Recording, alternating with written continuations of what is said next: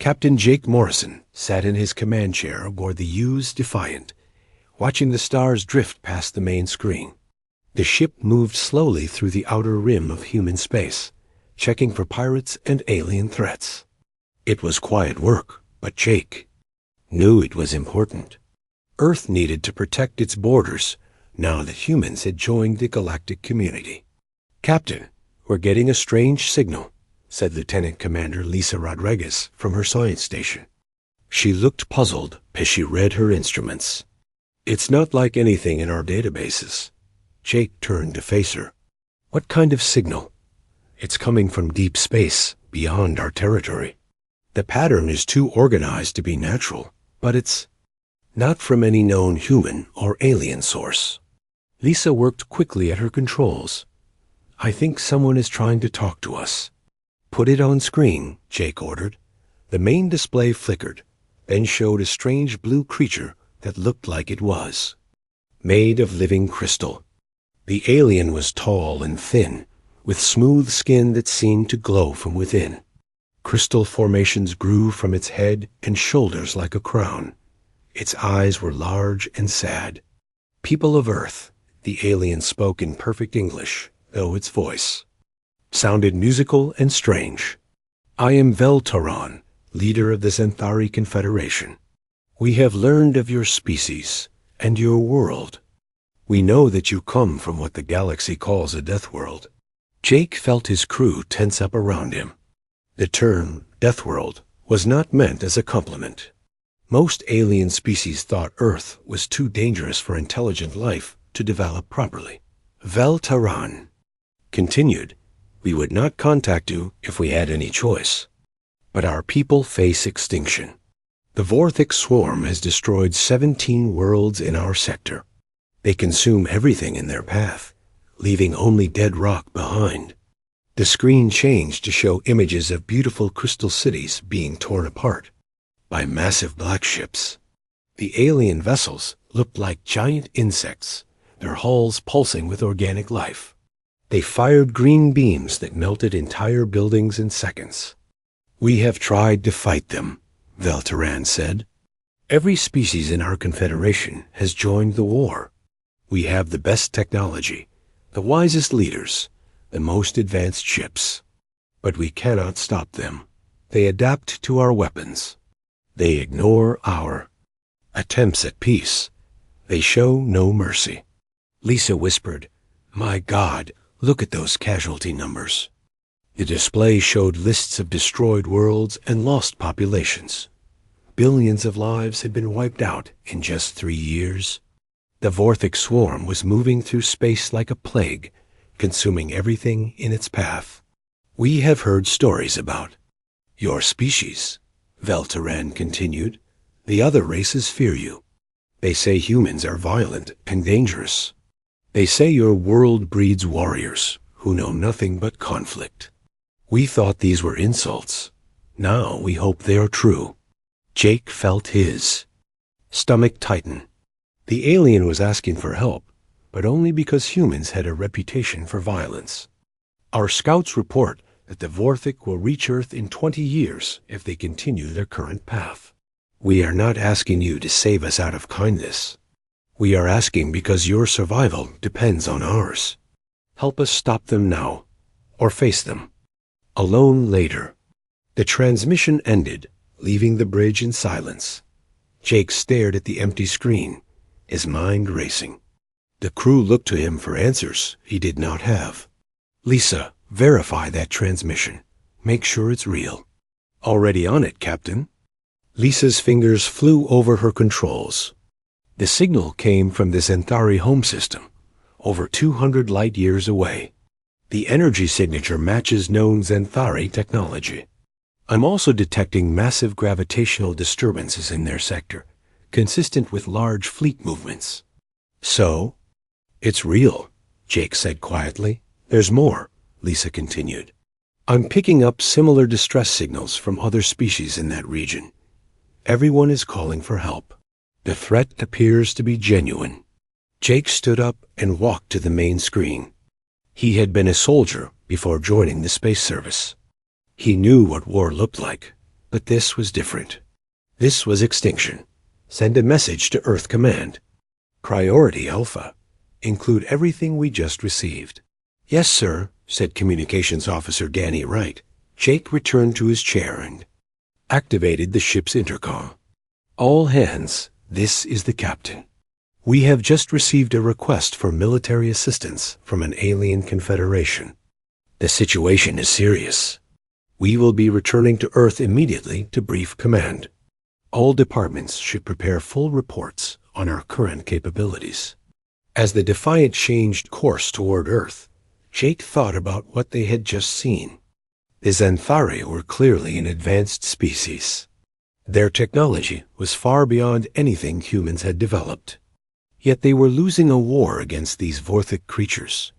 What could humans possibly do that such advanced aliens could not? 3 days later, the Defiant arrived at Earth. Jake found himself in a room full of admirals and generals, all watching the Xanthari transmission with grim faces. Admiral Pete Collins, the head of Earth Defense, ran the meeting. "Gentlemen, we have a problem," Collins said after the transmission ended. "Our xenobiology experts confirm that this threat is real. The Vorthic swarm is consuming everything in its path, and it's heading in our general direction. What do we know about human capabilities compared to these aliens?" Asked General Roy Harrison. Dr. Amy Foster, Earth's leading expert on alien psychology, stood up. "The Xanthari are typical of most galactic species. They're peaceful, highly advanced, and they fight wars with rules and honor. The problem is that the Vorthic don't follow any rules." "What makes us different?" Jake asked. Dr. Foster smiled grimly. "We're from a death world. Every day on Earth, something tries to kill us.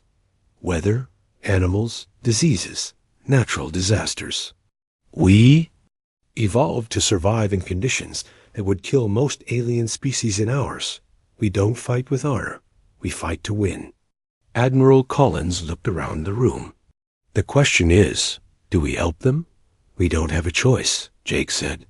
"If the Vorthic destroy the Xanthari, they'll keep expanding. Eventually, they'll reach Earth. We can fight them now with allies, or fight them later alone." Collins nodded slowly.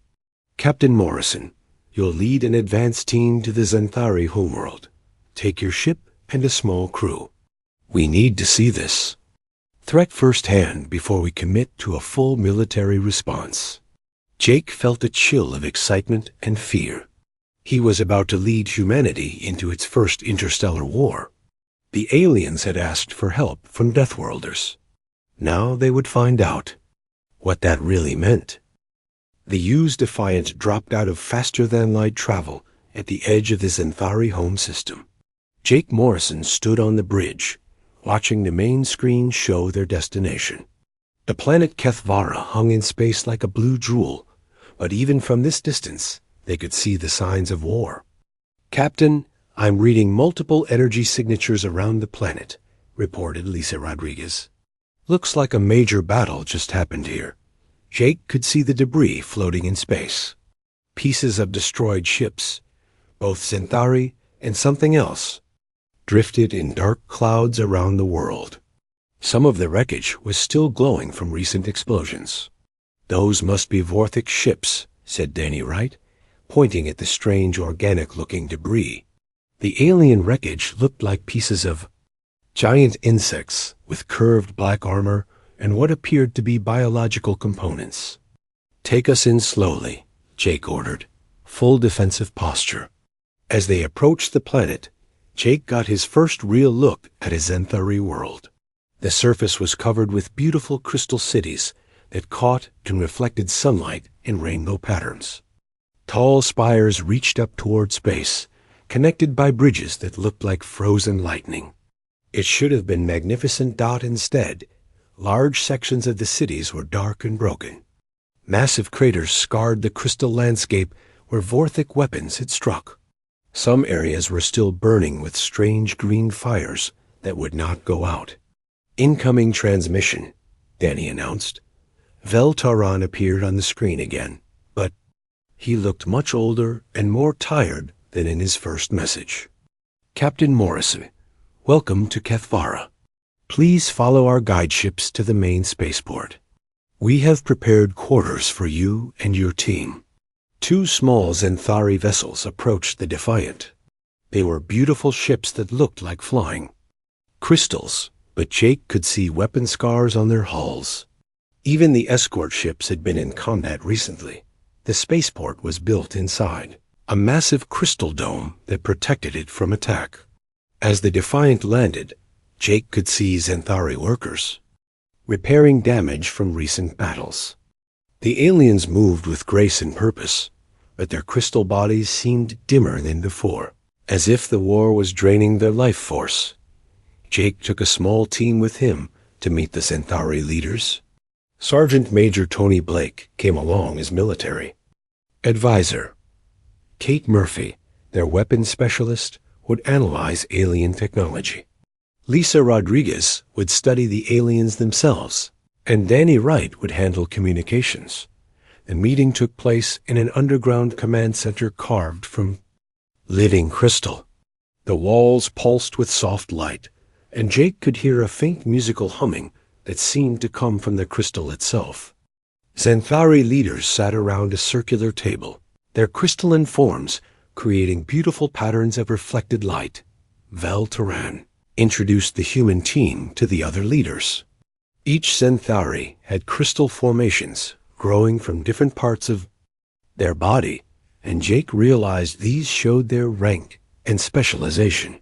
War leaders had red crystals, scientists had blue ones, and diplomats like Val Turan had white crystals that seemed to glow with inner light. We are grateful you came, Val Turan said, but I must be honest. The situation has grown worse since we sent our message. 3 more worlds have fallen to the Vorthik. We estimate we have perhaps 6 months before they reach Kethvara. A Zenthari war leader named Kethmiran activated a holographic display showing the local star systems. Red markers showed worlds already consumed by the Vorthik. Yellow markers showed worlds currently under attack. There were very few green markers left to indicate safe worlds. Show them what we're fighting, Kethmiran said grimly. The display changed to show recordings from recent battles. Jake watched in horror as massive Vorthik bioships tore through Zenthari fleets. The alien vessels were like living nightmares, their hulls pulsing with organic life. They fired weapons that seemed to dissolve matter at the molecular level. But what shocked Jake most was how the Vorthik fought. They showed no tactics beyond overwhelming aggression. They rammed damaged ships into enemy vessels, using their own destruction as weapons. They ignored all attempts at communication. They fought like a plague of insects, caring nothing for individual survival. We've tried everything, Kethmiran continued. Our best weapons barely slow them down. Our most advanced shields fail within minutes. We've called for truces, offered them anything they want. They don't even acknowledge our communications. Sergeant. Blake leaned forward. What about your military tactics? We fight with honor, Kethmiran replied, his crystals flashing with pride. We protect civilians, avoid unnecessary destruction, and follow the laws of war that have kept peace in this sector for thousands of years. Blake exchanged a look with Jake. And the Vorthik follow these laws too? The Vorthik follow no laws. Another Zenthari leader said bitterly. They target civilians first. They destroy everything, even things of no military value. They poison worlds they cannot use. They are not fighting a war. They are committing genocide. Kate Murphy had been studying the tactical displays. Your ships are more advanced than ours, but you're fighting like this is some kind of sporting match. The Vorthik are fighting to exterminate you. We cannot abandon our principles, Val Turan said quietly. If we become like them, what have? We saved your lives, Blake said bluntly. Your species. Your children's future. The room fell silent. Jake could see the conflict in the Zenthari leaders' faces. They were being asked to abandon everything they believed in order to survive. Lisa. Rodriguez had been analyzing the Vorthic biological samples. These creatures have been modified for war, she reported. Their entire biology is designed for consumption and reproduction. They're not really individuals at all. They're more like cells in a larger organism. A hive mind? Jake asked. Something like that. They share information instantly across vast distances. When one learns something, they all learn it. That's why they adapt so quickly to new weapons. Danny Wright looked up from his communications equipment. I've been monitoring Vorthic transmissions. They're not talking to each other like separate beings. It's more like organs in a body sending signals. Jake stood up and walked to the tactical display. He studied the battle recordings, paying attention to how the Vorthic moved and fought. Slowly, an idea began to form. You're fighting this war wrong, he said finally. The Xanthari leaders looked offended. We have the most advanced military. In the sector, Kethmiran protested. That's the problem, Jake replied. You're trying to fight an honorable war against an enemy that doesn't understand honor. You're using rules they don't follow. What do you suggest? Valtoran asked. Jake turned to face the alien leaders. For a moment, he felt the weight of his world's violent history. Humans had spent thousands of years learning how to kill each other efficiently. They had developed weapons and tactics that most galactic species found horrifying. You want to know what makes humans different? Jake said. We know how to be ruthless. We know how to fight dirty. We know how to do whatever it takes to win, even if it means becoming monsters ourselves. That is exactly what we cannot do, Valtoran said. Then you'll die with honor while the Vorthic consume your children, Blake said harshly. On Earth, we have a saying, the only rule in a fight for survival is to survive. Kate Murphy activated her portable computer and showed the Xanthari some basic human military tactics. The aliens watched in shocked silence as she explained concepts like total war, scorched earth policies, and psychological warfare. These methods are barbaric, one of the Xanthari leaders whispered. These methods work, Kate replied. The question is whether you want to preserve your civilization or your principles. Valtoran was quiet for a long moment. Finally, he spoke. If we agree to learn your methods, will Earth send military assistance? Jake looked around the crystal chamber at the beautiful alien beings who were asking him to teach them how to become killers. He thought about the Vorthic moving through space like a cosmic plague, consuming everything in their path. I'll send a message to Earth Command recommending full military intervention, Jake said. But understand something. If we do this, if we teach you to fight like humans, there's no going back. War changes everyone it touches. We are already changed, Kethmiran said sadly.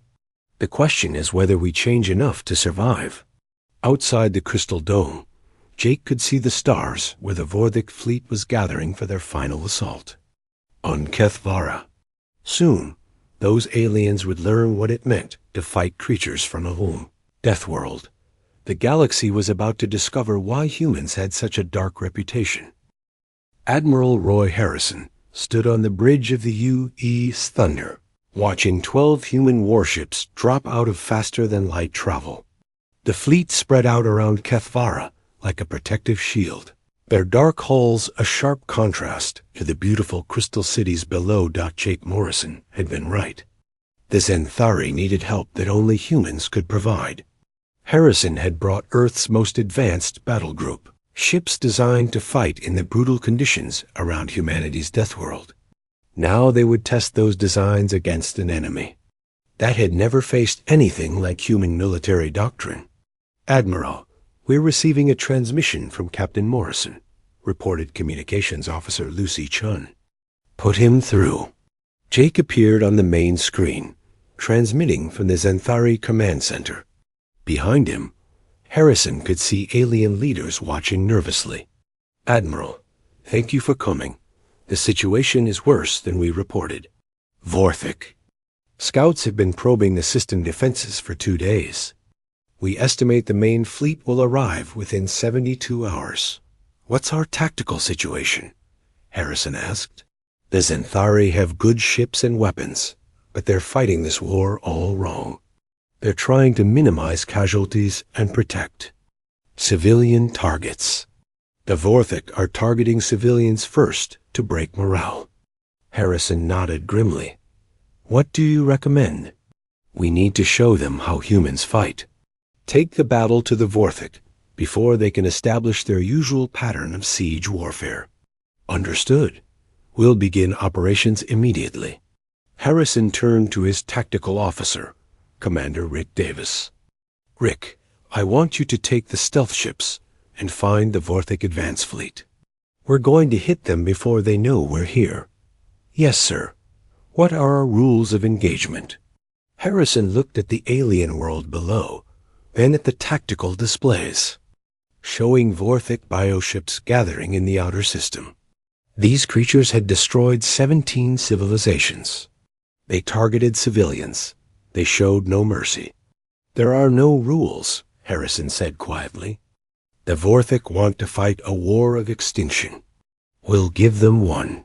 Commander Davis took the UES Phantom and UES Shadow, 2 of humanity's most advanced stealth vessels. The ships were built using technology adapted from studying Earth's deadliest predators. They could become nearly invisible to sensors and strike without warning. The Phantom found the Vorthik advance fleet 18 hours later. 6 massive bioships hung in space near a small moon, their organic hulls pulsing with bioluminescent patterns.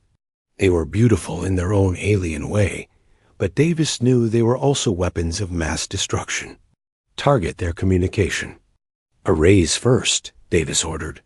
I want them cut off from the main fleet. The Phantom fired a spread of electromagnetic torpedoes designed by human engineers who had studied the Zenthari reports. The weapons burst near the Vorthik ships, sending pulses of energy that disrupted biological systems. The effect was immediate and devastating. The Vorthik bioships began spinning helplessly as their navigation systems failed. Their weapons stopped firing. Some ships collided with others as they lost control. It's working, reported the Phantom sensor officer. Their hive mind communications are severed. Davis smiled coldly. The Zenthari had tried to fight the Vorthik ship to ship, matching honor against overwhelming numbers. Humans fought differently. They looked for weaknesses and exploited them without mercy. Target their power systems, Davis ordered. I want every ship disabled. The Shadow joined the attack, firing modified human weapons that had been adapted with Zenthari technology. The combination of human aggression and alien science proved devastatingly effective. Within 30 minutes, the entire Vorthik advance fleet was either destroyed or drifting helplessly in space not back on Kethvara.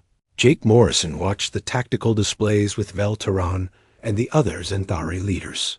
The aliens stared in shock. Silence as the human ships methodically destroyed a Vorthik fleet that would have taken hours of conventional battle to defeat. How did they do that? Kethmiran asked in amazement. They studied your reports about Vorthik biology and fauna. Weakness, Jake explained. Then they built weapons specifically to exploit that weakness. But they destroyed the entire fleet without taking casualties. Another Zenthari leader said, We lost 30 ships fighting a force half that size last month. Jake nodded. That's the difference between fighting with honor and fighting to win. Humans don't fight fair. We fight smart. Veltaran looked troubled. Is this what we must become? Creatures who strike from shadows and show no mercy? You're asking the wrong question, Jake replied. The question isn't what you must become. The question is what you're willing to become to save your people. Admiral Harrison's voice came over the communication system. All ships prepare for Phase 2. The main Vorthic fleet will arrive soon, and they'll be expecting a fight. We're going to give them something they've never seen before." The human fleet began deploying in a pattern that confused the Xanthari commanders. Instead of forming defensive lines around the planet, the ships spread out across the entire system. Some vessels moved toward the outer planets, while others took positions near asteroids and space debris. "What is this formation?" Kethniran asked. "It's not a formation," Jake said. "It's a trap." 24 hours later, the main Vorthic fleet arrived. Over 200 bioships dropped out of faster-than-light travel at the edge of the system, their organic hulls gleaming with hostile intent. They were massive creatures, some the size of small moons, all designed for one purpose: consuming entire civilizations. The Vorthic fleet began its usual advance toward the inhabited world. They expected to find defensive fleets waiting for them, ready to die honorably in a hopeless battle. Instead, they found empty space. Where are they? The Vorthic hive mind wandered through its countless individual ships. The answer came in the form of massive explosions throughout the Vorthic formation. The asteroids that had seemed harmless suddenly revealed themselves as camouflaged human ships. The debris fields that looked like battle wreckage turned out to be minefields controlled by hidden human vessels. Admiral Harrison had studied every report about Vorthic tactics. The aliens always charged straight toward their target, relying on overwhelming numbers and biological adaptations. They had never faced an enemy that used the environment itself as a weapon.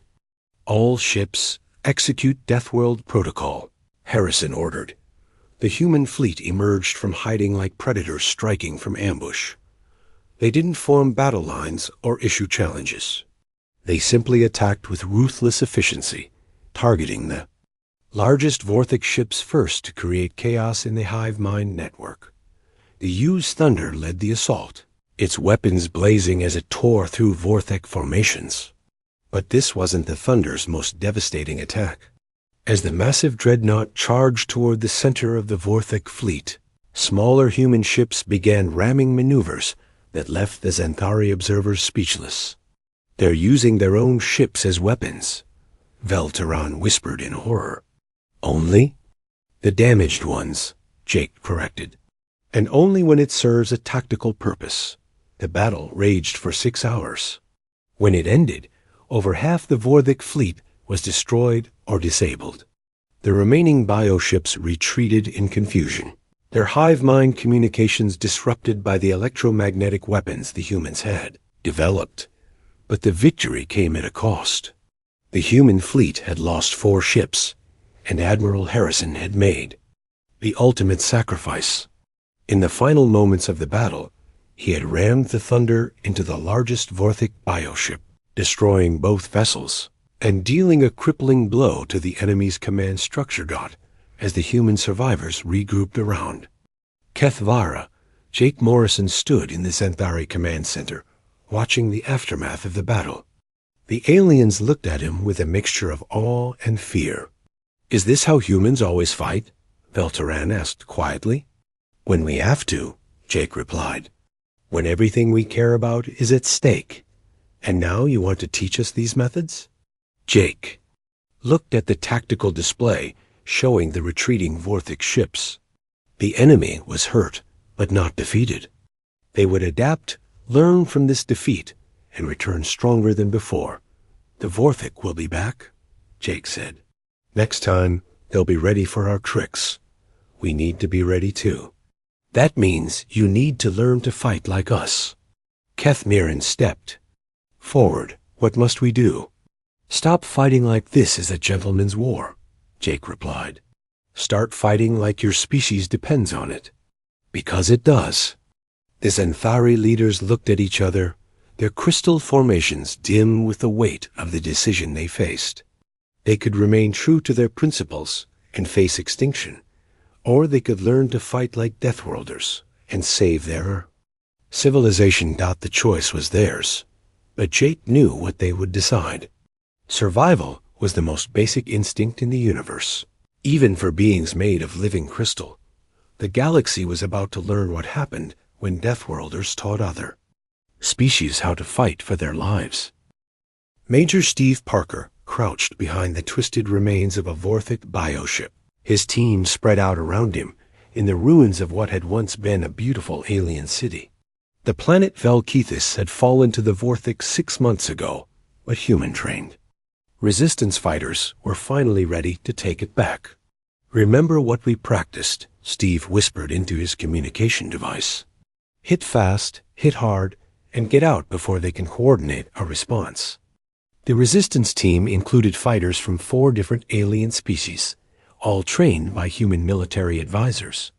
They had learned to think like predators instead of prey, to strike from shadows instead of charging into honorable battle. Zethkala, a Xanthari warrior whose crystal formations had turned dark red from combat experience, moved silently through the rubble. 6 months ago, she would have announced her presence and challenged the enemy to single combat. Now she killed Vorthic. Drones with precision shots from concealment, just as the humans had taught her. "Contact ahead," she reported. 3 biosentries guarding the processing facility. "Torvek, you're up," Steve whispered. The massive reptilian alien moved forward with surprising grace. His species, the Chromal, had been warriors before the humans arrived, but they had fought with honor and ritual challenges. Now Torvik used human-taught techniques to approach from the biosentry's blind spots, striking them down before they could alert the hive. The processing facility was a nightmare of organic architecture. A Vorthic had converted an alien hospital into a breeding ground, using captured civilians as raw material for new warrior forms. Rescue was impossible for most of the prisoners, but intelligence gathered here would help save other worlds. "By the stars," whispered Malthera, a graceful insectoid whose own species had been consumed by the Vorthic. "They're using our people as living components." Steve felt his stomach turn as he looked at what the Vorthic had done. Living beings from dozens of species were connected to the walls by organic tubes, their bodies slowly being converted into Vorthic biological systems. It was worse than death. "Intel first, emotions second," Steve said, forcing himself to stay focused. "We need to document this and get the information back to command." As they worked, Steve's communication device crackled with reports from other teams across the galaxy. Human-trained resistance cells were striking Vorthic facilities on 20 different worlds. The coordinated assault was something new in galactic warfare, a level of strategic thinking that most alien species had never developed. Back in human space, Admiral Jake Morrison coordinated the massive operation from his command ship. The promotion had come after Admiral Harrison's sacrifice, and Jake felt the weight of responsibility every day. He was no longer just commanding human forces. He was leading a galactic alliance that was finally learning to fight like Earth. "Admiral, we're getting reports from all sectors," said Colonel Nina Foster, Harrison's former tactical officer who now served as Jake's strategic advisor. "The Vorthic are responding to our attacks, but they're confused. They've never faced coordinated strikes across multiple systems before." Jake studied the tactical displays, showing the galaxy-wide operation. Red markers indicated Vorthic-controlled worlds under attack. Blue markers showed successful liberation operations. Yellow markers showed ongoing battles. "What about their adaptation rate?" Jake asked. Dr. Amy Foster looked up from her biological analysis station. "That's the interesting part. The Vorthic hive mind is struggling to process information from so many simultaneous battles. They're designed to learn from defeat and adapt, but they've never faced this many different tactical situations at once. So we're overloading their learning capacity?" "Exactly. It's like trying to study for 50 different tests at the same time. They can't focus on any single adaptation when they're being hit with completely different tactics on every world." Commander Rick Davis joined. the conversation from his position aboard the UES Phantom. "Admiral, my stealth teams are reporting something interesting. The Vorthik are starting to show signs of internal conflict." "Explain." "Different parts of the hive mind are developing different responses to our attacks. Some sections are becoming more aggressive, others more defensive. A few areas seem to be trying to negotiate." Jake felt a spark of hope. "They're losing cohesion?" "It looks that way. Dr. Foster's theory about overloading their adaptation system might be working better than we expected." On the surface of Velkethis, Major Parker's team had gathered their intelligence and was preparing to withdraw. But as they moved through the ruined city, they encountered something unexpected. A group of Vorthik drones had cornered a family of alien civilians who had somehow avoided capture. The old Steve. Parker would have called for backup and developed a careful rescue plan. The human-trained Steve Parker made a different choice. "Zethkala. Torvik, flank left. Melphira, take the high ground. We're going in." "There are 12 drones," Zethkala protested. "We should call for support. Those civilians don't have time," Steve replied. "Besides, 12 drones isn't a fair fight." "You're right," Torvik said with a predatory grin. "There aren't enough of them." The attack was swift and brutal. The aliens fought with techniques learned from humanity's most violent history, striking without warning or mercy. The Vorthik drones, programmed for certain types of combat, couldn't adapt quickly enough to the chaotic assault. Within minutes, all 12 drones were dead, and the civilian family was free. "How did you do that?" asked one of the rescued aliens. "The Vorthik are supposed to be unbeatable in ground combat." "They are," Steve replied, "if you fight them the way everyone else does. But we don't fight like everyone else." As news of the successful raids spread across the galaxy, something remarkable began to happen. Species that had hidden in Fear 4 years began to emerge from their shelters. Worlds that had accepted defeat began to plan resistance operations. The Vorthik, for the first time in their expansion, faced an enemy that fought back with intelligence and coordination. But the real breakthrough came when Dr. Foster made a discovery that changed everything. "Admiral, I've been analyzing the biological samples from the liberation operations," she reported to Jake. "The Vorthik aren't just a hive mind. They're actually multiple hive minds that have been forced to work together." "What does that mean?" "It means they have natural divisions that they've been suppressing through their central command structure. When we disrupt that structure with simultaneous attacks, the different hive minds start making independent decisions." Jake felt pieces of a larger strategy falling into place. "Can we exploit these divisions?" "I think so. If we can identify the different hive mind factions and attack them in specific ways, we might be able to turn them against each other." The operation that followed was the largest coordinated military action in galactic history. Human commanders worked with alien allies to launch simultaneous strikes against 17 different Vorthik strongholds. Each attack was carefully designed to trigger specific responses from different parts of the hive-mind. The results exceeded their most optimistic projections. Within hours of the coordinated assault, Vorthik fleets began attacking each other. As different hive-mind factions tried to implement conflicting strategies, the unified swarm that had terrorized the galaxy for decades began tearing itself apart from within. But victory came at a terrible price. Major Parker was killed during the final assault on Velkethis, dying while protecting the alien civilians his team had rescued. Commander Davis lost his ship when a Vorthik biovessel exploded during a boarding action. Hundreds of human soldiers and thousands of alien allies gave their lives to break the Vorthik threat.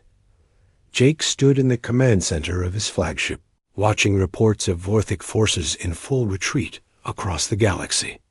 The threat that had seemed unstoppable was finally broken, but the cost had been enormous. "Admiral," Colonel Foster said quietly, We're receiving surrender signals from the remaining Vorthik forces. Surrender? Jake was surprised. The Vorthik had never surrendered before. It appears that with their central command structure collapsed, the individual hive minds are reverting to survival behavior. They're more interested in preserving themselves than expanding. Jake looked at the tactical display showing scattered Vorthik forces fleeing toward the galactic rim. The immediate threat was over, but the galaxy would never be the same. What are our casualty reports? Jake asked, dreading the answer. Final numbers are still coming in, Colonel Foster replied. We lost about 40% of our fleet strength. Allied losses are estimated at 60%. But Admiral, we saved 17 billion lives on the liberated worlds. Jake nodded slowly. The price had been terrible, but the alternative would have been extinction for dozens of species.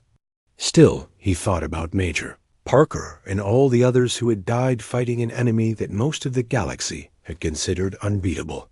Sir, Communications Officer Danny Wright reported, we're receiving messages from across the galaxy. Every major species wants to send representatives to thank the human fleet. And there's something else, Colonel Foster added. The Zenthari Council has proposed the creation of a permanent galactic defense force. They want humans to lead it. Admiral Jake Morrison stood on the observation deck of Harrison Memorial Station, watching construction crews put the finishing touches on the massive space fortress. The station hung in space at the edge of what had once been Vorthik territory. A permanent reminder of the war that had changed everything. It had been 6 months since the last Vorthik stronghold fell. The galaxy was finally at peace, but it was a different kind of peace than before. Every major species now maintained military forces trained in human combat doctrine. Every world had defense systems designed to fight enemies that showed no mercy. Admiral, the dedication ceremony is ready to begin, announced Captain Lisa Rodriguez, who now served as Jake's chief of staff. Jake nodded and made his way to the station's main auditorium. Representatives from 47 different species had gathered to honor the humans who had died fighting the Vorthik. At the center of the ceremony was a simple memorial wall listing every human name, with Admiral Roy Harrison's at the top. Vel Turan approached Jake as he entered the auditorium. The Zenthari leader looked healthier than he had during the war, his crystal formations bright with renewed life. But there was something different in his eyes, a hardness that had not been there before. Admiral Morrison, thank you for coming, Vel Turan said. This memorial means everything to our people.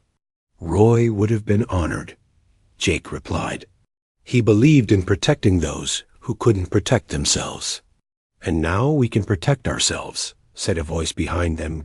Jake turned to see Zethkala, the Zenthari warrior who had fought alongside Major Parker. Her crystal formations had grown darker and more angular, shaped by years of combat. She wore a uniform that combined Zenthari design with human military functionality.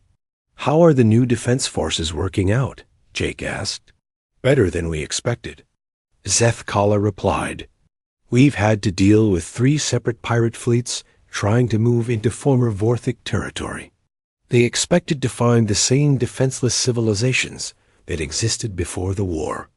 And instead they found warriors trained by humans. Vel Turan added with grim satisfaction. The ceremony began with speeches from leaders across the galaxy. Each one thanked humanity for their sacrifice and spoke about the lessons learned from the war. But Jake noticed something troubling in many of the speeches. The alien leaders talked about human military methods as if they were some kind of magic formula for victory. Dr. Amy Foster, now the head of the new Galactic Defense Institute, joined Jake after the speeches ended. Are you concerned about what I'm hearing? She asked quietly. You mean the way they're talking about human tactics, like they're some kind of religion? Jake replied. Yes, I'm concerned. Some of these species are taking our lessons too far. The Chromal have started using preemptive strikes against anyone they consider a potential threat. The Melari have created military units that show no mercy, even to defeated enemies. Jake sighed. We taught them to fight like humans, but we forgot to teach them when to stop fighting. The problem had been growing. For months, species that had been peaceful for thousands of years were now aggressive and militaristic. They had learned human tactical thinking so well that they were applying it to situations that didn't require such extreme measures. What do we do about it? Dr. Foster asked. We teach them the other half of being human, Jake replied. We show them that knowing when not to fight is just as important as knowing how to fight. Over the following weeks, Jake visited military academies on a dozen different worlds. He spoke to alien officers who had embraced human combat doctrine with perhaps too much enthusiasm. The conversations were difficult, but necessary. You taught us that mercy is weakness, said a young Chromal officer during one visit. No, Jake replied firmly. We taught you that showing mercy to enemies who would exterminate you is weakness. But showing mercy to defeated enemies who surrender is strength. It's what separates warriors from monsters. The lessons were hard for many alien species to understand. They had spent the war learning to fight without restraint, and now they had to learn restraint again. Some species adapted quickly, creating military codes that balanced human aggression with their own values of honor and compassion. Others struggled with the transition.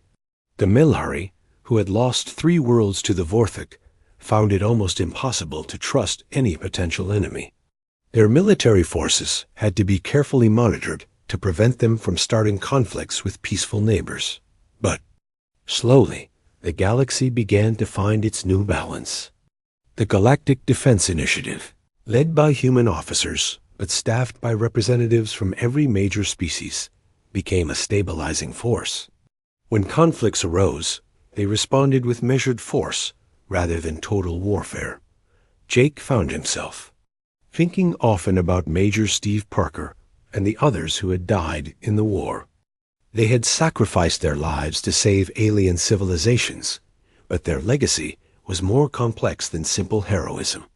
They had taught the galaxy how to survive, but survival had come at the cost of innocence. Admiral, we have a situation developing. In the Outer Rim, reported Captain Rodriguez during a staff meeting. What kind of situation? A group of former Vorthik bioships has established a colony on an uninhabited world.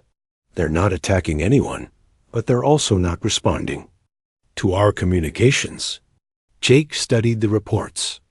The Vorthik remnants had been quiet for months, scattered across the galaxy, and apparently focused on simple survival rather than expansion. This was the first time any group had tried to establish a permanent settlement. Recommendations? Jake asked his staff. Strike first, ask questions later, suggested Colonel Nenia Foster. We can't risk them rebuilding their strength. Or we could try diplomatic contact, Dr. Foster countered. These may be Vorthik who have abandoned their hive mind programming. They might be trying to become something different. Jake thought about the decision. 6 months ago, during the war, the choice would have been simple. Any Vorthik presence would have been eliminated immediately. But the war was over, and the galaxy was trying to learn a new way of existing. We'll try communication first, Jake decided, but we'll be ready to respond with force if necessary. The mission to contact the Vorthik colony was led by Commander Rick Davis, who had survived the war and now commanded a new class of diplomatic vessels, equipped with both advanced communication systems and heavy weapons. The response from the Aspaz Vorthik surprised everyone. The bioships had indeed abandoned their hive mind connection and were trying to develop individual consciousness. They wanted to learn from other species instead of consuming them. It's remarkable, Dr. Foster reported, after reviewing the contact data. These Vorthik have essentially evolved beyond their original programming. They're becoming something entirely new. The discovery led to careful negotiations and eventually to a treaty that allowed the reformed Vorthik to establish their colony under Galactic Defense Initiative monitoring. It was a sign that even the most aggressive species could change, given the right circumstances. As Jake prepared to retire from active duty, he reflected on the changes the war had brought to the galaxy. The peaceful civilizations that had once seemed helpless had learned to defend themselves. Former enemies had become allies, and humanity had earned a place as both warriors and peacekeepers in galactic society. "What will you do now?" Valtoran asked during Jake's farewell ceremony.